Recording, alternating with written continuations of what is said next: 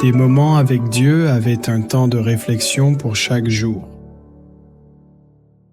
8e janvier. La crise est proche. Colossiens 4e 2. Persévérez dans la prière, veillez-y avec action de grâce. Une matinée ensoleillée comme les autres étaient marins encore endormis à leur poste. Des avions alignés côte à côte comme pour une revue. Quelle scène du 7 décembre 1940 éteint sur la base militaire de Pearl Harbor.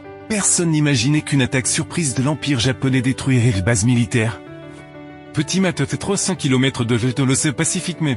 Des avions destroyers japonais entament leur vol, furtifs au point de ne pas être découverts au vol très basse altitude pour ne pas être vus. Ils atteignent les côtes d'Hawaï à 7h48 du matin. L'attaque commence, le marine américaine est prête à être investie, les pertes sont lourdes. Des milliers de marins meurent dans les bombardements. Le moment critique arrive et quelle que soit la puissance des Américains. Ils sont endormis, leur base militaire par flamme.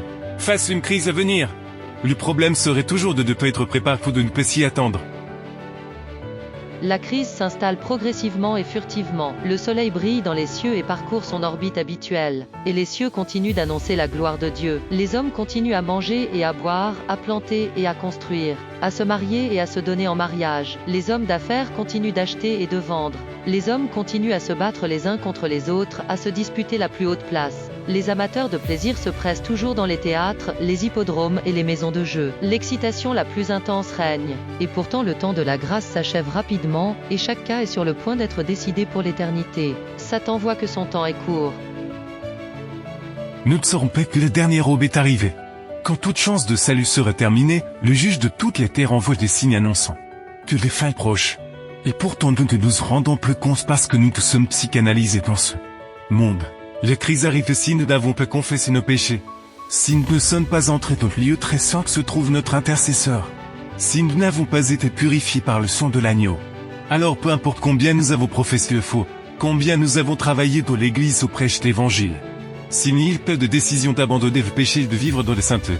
La crise arrivera et nous serons perdus pour toujours. La Bible déclare qu'un jour, Dieu dira que celui qui est injuste soit encore injuste.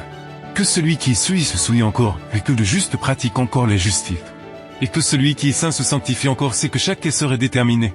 Chaque destin de l'humanité serait décidé, qu'il n'y aurait pas de retour en arrière possible.